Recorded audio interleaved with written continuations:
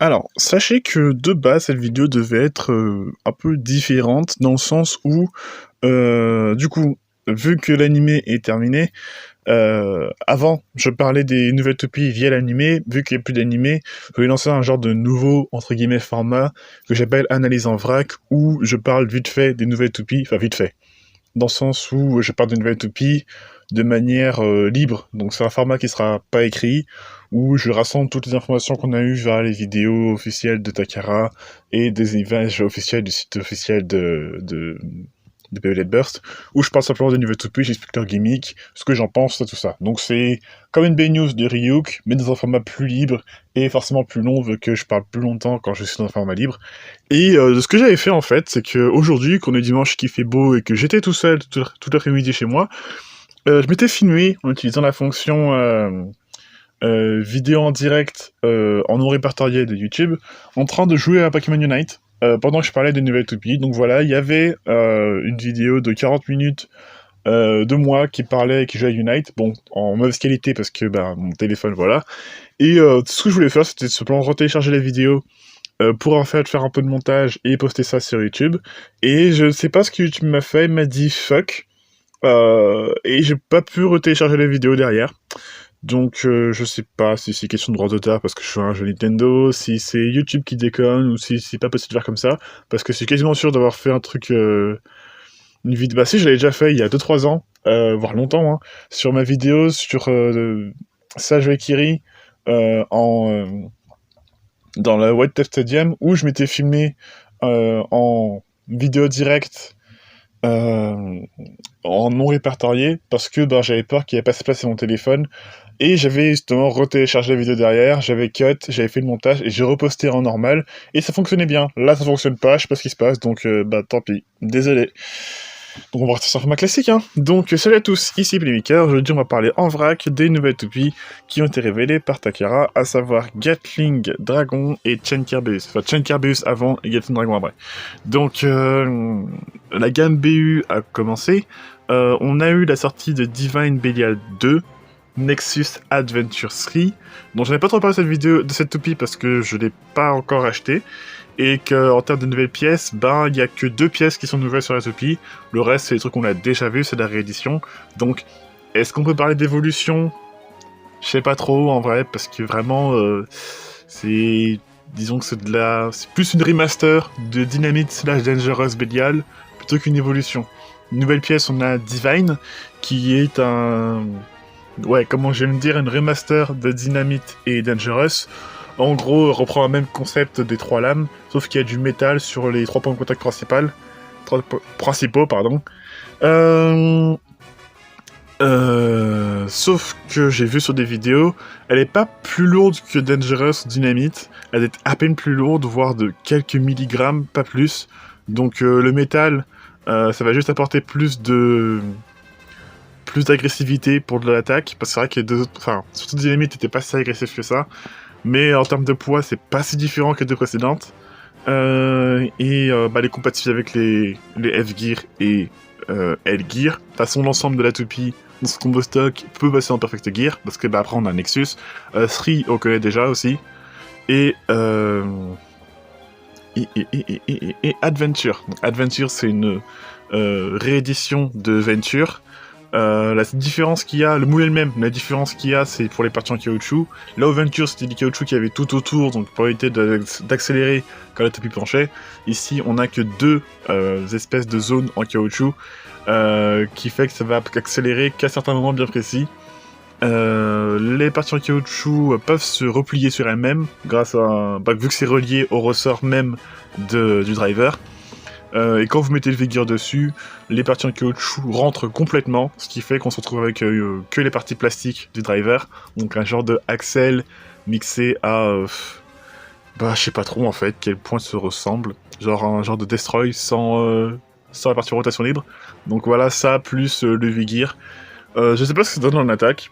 Je sais qu'il y a des gens qui se plaignent d'Adventure parce que c'est pas aussi compétitif que Venture avec V-Gear, parce que cette pièce, Venture V-Gear, est jouée en spécial endurance, voilà. Donc à voir ce que ça donne, puis voilà.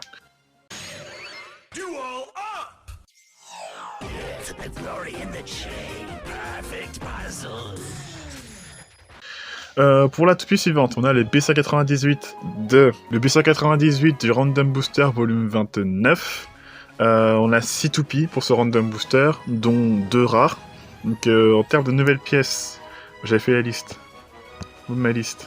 On a la toupie rare numéro 2, qui est donc Drigger V2 Overwedge Dash, qui est vendu avec un V-Gear. Donc voilà, ça, encore une fois, il y a des gears partout, donc ça c'est cool. Drigger V2 est une réédition de Drigger V2 de chez Bakuten. Alors, je connais pas trop les Bakuten. Je sais que celle-ci, il y avait une pièce nano qui pouvait s'enlever et qui était interchangeable avec d'autres toupies qui avaient des anneaux dans le même genre. Donc s'ils font d'autres toupies Bakuten V2, peut-être qu'ils garderont ce gimmick d'enlever les anneaux pour interchanger avec d'autres rééditions. C'est possible, hein. Donc celle-ci, quand on met l'anneau avec un DB disc, ça fera un genre de low mode. Et si vous enlevez l'anneau avec un DB disc, ça fera un genre de high mode. À voir ce que ça donne. Le problème, c'est que les Bakuten en réédition, ça se fait que pour la collection, parce qu'en termes de performance, ça explose trop vite, genre beaucoup trop. Son driver est Wedge Dash, donc voilà, il y en a qui vont dire oui, c'est n'importe quoi depuis Bearing Dash, il y a trop de driver endurance en dash. Donc il y en a qui vont dire c'est n'importe quoi, encore un driver dash endurance, machin. Je vais pas lancer le débat, hein. Je veux dire, on a eu Bearing Dash qui a une fonction de dash un peu différente, pour ça qu'il y a une capsule orange, j'en ai déjà parlé de ça aussi. Et on avait eu Metal Survive avant le début de DB. Les drivers Metal Lock ont aussi un ressort de dash, c'est exactement le même, donc là-dessus il n'y a pas à se plaindre. On en parlera aussi tout à l'heure pour un driver dash hors défense. Pareil, tout le monde dit Atomic Dash, c'est n'importe quoi. On avait Metal Defense avant, donc là-dessus rien de surprenant. En plus c'est Wedge, un driver endurance que pas tant joué que ça, donc ça va. En termes de nouvelles pièces, qu'est-ce qu'on avait eu? On avait eu aussi High Eternal, donc version High Driver de Eternal. Pas de dash ni rien, donc rien spécial là-dessus. Puis en termes de toupie qui peut intéresser, on a le retour d'Axel Dash. Donc là-dessus, c'est très surprenant parce que je sais qu'il est sorti dans un random booster et sur une version B00 d'une toupie. Donc ça, c'est cool de l'avoir. Et Roar Spriggan. Alors là-dessus, rien spécial, c'est juste une réédition de Roar. Il n'y en a pas eu tant que ça, genre 2-3, pas plus. Donc c'est une pièce que je peux vous conseiller à avoir parce que elle est très cool. Roar est très cool en défense. Et l'ensemble du layer fait référence, enfin je pense, hein, au Arc Bahamut du B118, je crois. C'est un autre random booster où il y avait une Arc Bahamut, pareil, même couleur, jaune et bleu ciel, avec Extend. Donc là-dessus, je trouve ça cool. Puis voilà, donc on peut passer directement à la toupie rare numéro 1, qui est Chen Kerbeus, Forteresse, Yard Dash 6, type défense à rotation droite. Donc voilà, pour driver c'est Yard Dash. Alors là qui vont dire pourquoi la Yard Dash, parce que machin. J'ai vu des gens se plaindre en disant que Hasbro avait fait une erreur parce qu'ils ont mis un driver pas compétitif. Oui, je parle de Zanki, entre autres. J'avais dire Takara s'en fout de faire un truc compétitif. Ils font des toupies variées. Après, comme j'ai dit dans d'autres vidéos, hein, la méta c'est les fans qui l'ont créé, qui se sont fait un délire dessus. Après, pour ceux qui se plaignent parce que Carbeus n'est pas censé avoir Yard parce que c'est pas une pièce qui lui appartient, là-dessus je peux comprendre d'où vient la plainte. Mais après, si on regarde les autres Carbeus, on avait eu, à part les deux premières, donc K1 et Kaiser Carbeus K2, Guardian avait Heavy Revolve, qui sont pas des pièces qui lui appartiennent de base. Hazard Carbeus avait eu Seven Atomic, qui sont pas des pièces qui lui appartiennent non plus.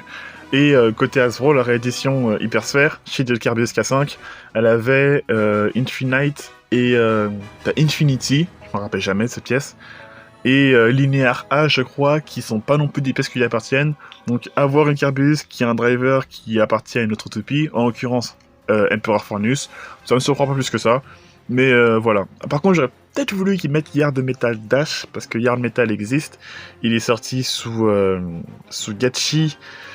À la fin de Gachi avec Big Bang Genesis, mais Yard ça suffit, ça fait largement de taf, hein. C'est une pointe large avec des parties lisses autour pour se restabiliser et une pointe en rotation libre, donc pour la défense pure ça fait largement le taf. Oui, pour de l'endurance ça fonctionnera un peu moins, mais c'est une pièce de défense, donc faut arrêter de vouloir jouer la défense en endurance et vice-versa, mais pour moi ça va, ça passe. Forteresse, en termes de design, j'avais pas remarqué, de toute façon il y a plein de trucs que j'ai pas remarqué pour les toupies que j'ai pas dans cette vidéo, donc merci à Louis, Lucie et Astrid de m'avoir aiguillé sur certains gimmicks. Pour le coup, Forteresse, le centre Le design fait référence à Central, donc le disque de la première Kirby Single Layer. En termes de gimmick, nouveau DB disque où tout le poids est situé sur le centre de la pièce, donc on garde la même capacité que le châssis One Defense. C'est vraiment tout le poids est au centre pour améliorer la stabilité et la défense du combo. Donc typiquement le genre de pièce que pas beaucoup de gens vont jouer parce qu'ils vont vite se rediriger sur Giga ou Over pour l'endurance et voilà. Mais une idée d'avoir une pièce pour une toupie qui est axée sur la défense pure, pour moi ça me va, ça marche. En termes de gimmick, du DB Core Kirbyus, alors déjà en termes de design, j'aime beaucoup les chaînes sur les côtés. Alors c'est de tout ce qui est argenté sur la toupie, sur le layer du moins, c'est de la peinture métallisée. C'est pas du métal. Les parties violettes que je parlerai après, c'est du plastique comme pour Abyss et Death pour Super King. C'est pas du caoutchouc. Par contre, il y a du caoutchouc, les parties rouges au-dessus, entre les têtes de chien là, c'est du caoutchouc. C'est un peu bizarre au niveau de la forme, mais l'ensemble ça rend plutôt joli. Et en dessous, c'est le même gimmick que Bahamut. Takara l'ont présenté comme étant une version rotation droite de Kirbyus. Donc on retrouve les deux pattes qui sortent, le frein caoutchouc au-dessus, en dessous, pardon, et il n'y a pas de dents, donc c'est vraiment la rotation droite du DB Core de Bahamut. Le gimmick est le même en miroir. Donc ça, je trouve ça cool. Alors je sais que c'est une pièce qui va être beaucoup jouée, mais faites gaffe avec Bahamut et Kirbyus. Jouer ces DB Core ne vous rendra pas invincible. Parce qu'il n'y a pas de dents, donc ça glisse toujours. Donc partez pas du principe avec Kirbyus que vous allez jamais exploser, c'est pas vraiment fait pour ça. Par contre, s'il y en a comme moi qui ont peur de jouer les Metal Lock Driver, de peur de casser les dents, avec Bahamut et Kirbyus, il n'y a aucun risque. Donc je trouve ça cool. Je trouve ça cool d'avoir sorti ça comme gimmick. Parce qu'ils auraient vraiment pu laisser ce gimmick là uniquement pour Kirbyus en rotation gauche, mais en rotation droite ça suffit, ça me va aussi. Donc s'ils sortent un gimmick à ressort en rotation gauche, je vois pas avec quoi ils pourraient le faire, mais ça me va aussi. Le DB Armor 6, logique par rapport au nombre de lames qu'il y a à la toupie. Ils auraient pu sortir un 8 en DB Armor, mais 6 ça passe quand même. Pour ce qui est du gimmick du DB Blade, enfin BU Blade, DB Blade c'est pareil, Chen, on retrouve le design des Kirbyus, même s'il y en a qui diront le contraire, pour moi elle ressemble beaucoup à la version exclusive Hasbro Shield de Kirbyus. La forme ressemble, sachant que les exclusivités sont faites aussi par Takara, donc il y a des chances qu'il se soit inspiré de la version Hasbro pour faire cette évolution. Après là, libre à vous d'interpréter comme vous voulez. Le gimmick, c'est celui de Tact Longinus. Tact, c'est un Gachinko, une base Gachinko sortie sous Gachi en random booster, qui avait pour gimmick d'être une base à rotation gauche, qui avait plein de crans partout, de type équilibre. Elle était type équilibre, hein, je crois. Oui, elle va être en type équilibre. Et en fait, en fonction du weight que vous mettiez, ça venait bloquer certaines lames qui bougent librement sur les côtés. Donc si vous mettiez un weight qui avait que 2 poids, ça venait bloquer que 2 lames. Si vous mettiez un qui avait que 5, ça venait bloquer que 5, etc. etc. Si vous mettiez Gen qui a pas de poids, ça va bloquer aucune lame. Donc là, le gimmick est exactement le même.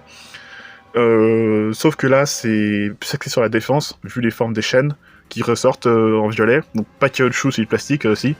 Mais c'est cool d'avoir ressorti ce gimmick, parce que je m'attendais vraiment pas à le revoir.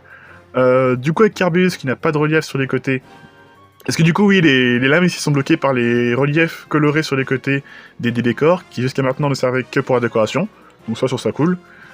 Kirbyus et chaînes n'ont pas de relief, du coup, ça va pas bloquer ces lames, et dans le même random booster, il y a une chaîne Kirbyus, chaîne Ragnarok, et Ragnarok a des reliefs sur ses DB Core, du coup là ça va bloquer les 6 lames violettes, et en fonction du DB Core que vous mettez, ça va bloquer plus ou moins les lames, donc soit ce sera pour... à vous de décider si vous voulez axer votre combo sur le contre ou sur la défense pure.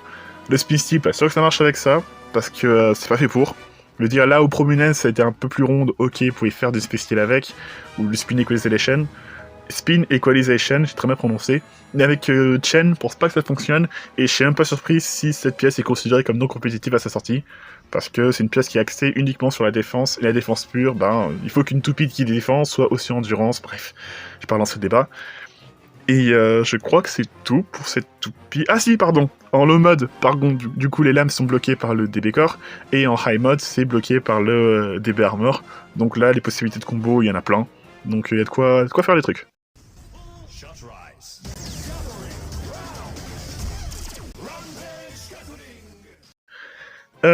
Pour ce qui est du BC99, donc un booster de Gatling Dragon Karma Charge Metal 10, à rotation de droite de 6 attaque. Alors, sans surprise, on a un nouveau gear avec cette nouvelle dragon qui a été teasé depuis longtemps, donc le D-Gear. Alors, de ce que je vois, ça semble fonctionner comme une grosse frame en fait. Un peu comme le S-Gear en mode attaque. Le design, c'est basé sur celui du disque Sting du tout premier dragon, voilà. Il n'y a pas de gimmick de ressort, contrairement à ce que tout le monde espérait sur ce gear. Si vous mettez sur Nexus, donc sur Nexus, vu que c'est cranté partout, ça va rapporter des points de contact supplémentaires au niveau du disque, et comme les gears sont plutôt larges, je pense que pour l'attaque barrage, il y a moins de faire des trucs. Peut-être en défense, je sais pas trop en vrai comment ça pourrait se profiler. Mais si vous mettez ça sur All Might, comme All Might, la partie métal a un ressort intégré, ben vous aurez le gimmick de Bound comme sur Sting si vous mettiez All Might des gears. Après, oui, All Might est pas un driver que beaucoup de gens apprécient parce qu'il est trop spécial à jouer, mais faudra faire avec. Tant pis. Pour la toupie en général, le côté design, je rejoins beaucoup de monde. Elle ressemble beaucoup à Tempest Dragon. Alors c'est pas un souci en soi, elle est très jolie, mais j'avoue que je suis un tout petit peu déçu. Après ça va, parce que quand même pas mal de contrastes de couleurs. J'aime beaucoup le rouge autour du DB Core, avec les têtes de dragon. Je sais pas si c'est une référence à Master, mais comme le Super King Chip de dragon avait du rouge au centre, peut-être que là ils ont voulu en mettre autour. Donc ça rend très très bien. On retrouve les motifs arc-en-ciel de Tempest. J'avais pas fait gaffe, on me l'a fait remarquer, mais les stickers en arc-en-ciel en blanc, il y a écrit GT, donc référence évidente. Peut-être même pour ça qu'ils ont choisi le terme de Gatling Dragon. Alors Gatling, c'est une arme à feu, c'est un minigun en fait, donc je trouve ça bizarre comme nom. Et en fait j'ai réalisé que, attends, Gatling, possible que les diminutifs soient GT ou GTL, mais je trouve ça cool d'avoir mis ces petits clins d'œil là. En termes de pièces, donc il y a la Karma. Donc je pense que c'est une référence. Karma, c'est des disques de dragon. Alors pour deux raisons. Pour moi, c'est une référence au fait que le drum et lui fait équipe dans Super King. Et en termes de performance, Karma, en rotation gauche, crée une force descendante qui permet peut-être d'améliorer les attaques venant de dessous, donc Guilty. Et c'est une rotation droite, donc ça attend dans le même sens. Logiquement, ça crée une force ascendante, donc pour améliorer les attaques venant de dessus. Donc sur Dragon, ça passe nickel. Sachant que le gimmick du DB Blade, du DB Core, pardon, semble être le même que celui de Valkyrie. Alors, on sait pas. Il y a le ressort, on voit bien qu'il y a une fonction bound. On ne sait pas trop si le ressort est plus fort ou plus faible. Si les dents sont plus forts ou plus faibles non plus, on sait pas trop en ce moment. Donc là-dessus, on verra. Pour ce qui est du driver, Charge Metal Dash, c'est une variante de Charge Metal, donc le driver de la précédente Dragon, et c'est aussi une variante de Charge qu'on n'avait pas eu avant, parce qu'on a eu Charge Dash en Random Booster, High Charge Dash en Random Booster aussi, et Charge Metal, donc logiquement Charge Metal Dash. On aurait pu avoir un Metal Charge Metal, mais ça aurait fait trop lourd, je pense. Charge Metal, c'est un driver qui était... que j'ai trouvé cool, moi, dans l'idée, parce que c'est vraiment pas juste fait comme pour Orbit Metal ou Yarn Metal, ou juste prendre la pointe et mettre plus de métal.